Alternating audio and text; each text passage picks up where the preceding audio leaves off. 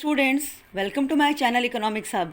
और आज मैं आपके सबके सामने chapter number 5 forms of market का लेक्चर नंबर 3 लेकर आई हूँ।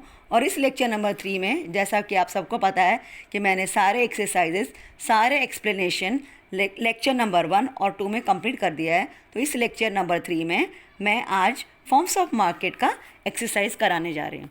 ओके, तो चलो लेट्स स्टार्ट। पहला है choose the correct option. So your first is, in economic sense market includes the following activities. So what? आपका करेक्ट आंसर क्या होगा? Yes, so your correct answer is only D. Why? Because क्या है, in economic sense ना market includes, so only D मतलब सारे conditions apply होते हैं. Okay.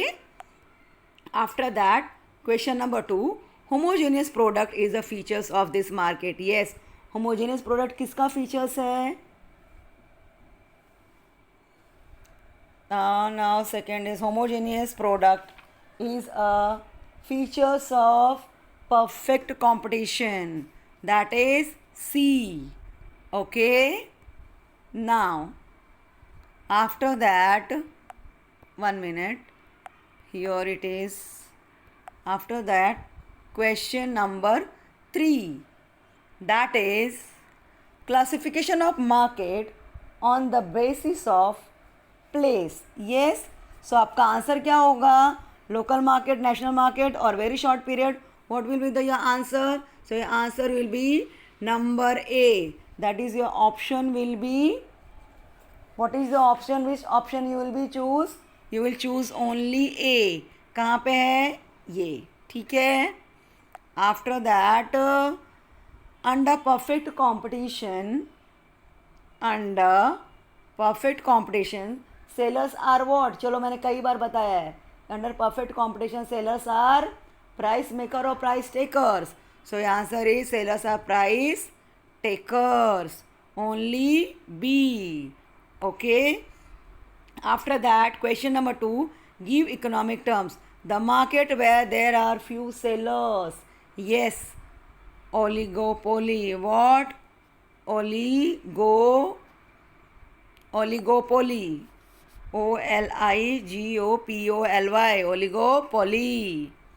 Now, question number 2, the point where demand and supply curve intersect is called what? The point where दोनों intersect करते उसको हम लोग क्या बोलते हैं? Yes, it is called equilibrium point. It is called equilibrium point. Now the question number third is the cost incurred by the firm to promote sales. Yes, answer is selling cost. Answer is selling cost. ये last year के question paper में आया था. Answer is selling cost. Now number 4, number of the firms producing identical product. Yes, number of the firms producing identical product. मैंने अभी lecture number 2 में जब आपको एक्सप्लेन किया था तो क्या है, चैम्बरलिन के क्या है, इंडस्ट्री. और answer is number 4. Answer is industry. Now number 5, charging different prices to different consumers for the same product और services.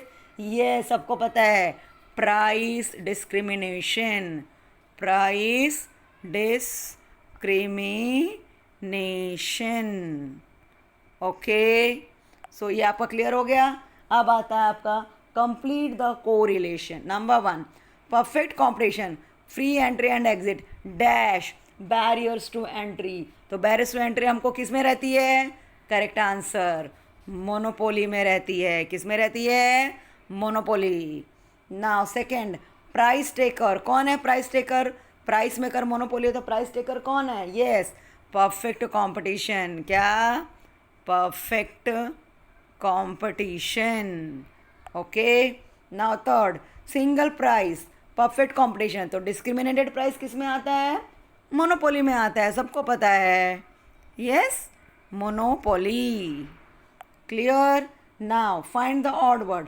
First is selling cost, free gifts, advertisement hoardings, window display, patent. Selling cost में ये सारे आ जाएंगे, मतलब हमारा क्या है, patents is our odd. Okay, number 2, market structure on the basis of competition, monopoly, oligopoly, very short period market and perfect competition. तो मार्केट स्ट्रक्चर में मैंने आपको बताया there are 3 types, monopoly, oligopoly and perfect competition. मतलब हमारा odd क्या है, very short period market. Now third is features of monopoly, price maker, entry barriers, many sellers, lack of substitutes. तो यहाँ पे मैंने क्या बताया, फीचर्स ऑफ मोनोपोली में मैनी सेलर्स हमारा क्या हो जाएगा, ऑड है, क्योंकि प्राइस मेकर तो है, एंट्री बैरियर्स भी रहती है, लैक ऑफ सब्सिट्यूट भी रहता है। इसका मतलब इसमें ऑड क्या है, many sellers. Now legal monopoly, yes, legal monopoly में हम लोग क्या क्या करते हैं, पेटेंट करते हैं, कॉपीराइट करते हैं, ट्रेडमार्क करते हैं, ओपेक, ये तो पेट्रोलियम कंपनी है, so this one is odd. Okay, now next question number 5, answer the following, explain the features of oligopoly, आपको पता है, explain the types of monopoly, वो भी आपको पता है, this you know easily everything in detail, it is given in your textbook and the way I had explained, so I don't have any doubt that you are not able to complete your chapter. Okay, now question number 6, observe the table and answer the questions. Students, जब आपको मैंने equilibrium point समझाया था, अगर उसको आपको अच्छे से समझ में आया है तो आप ये आंसर फटाफट दे सकते हो, और अगर नहीं समझ में आया है तो आप वो मेरा चैनल फिर से देख सकते हो और you can write your answer. Here your price is ₹10, so demand is 500 dozen, supply is 100, means demand is more than supply.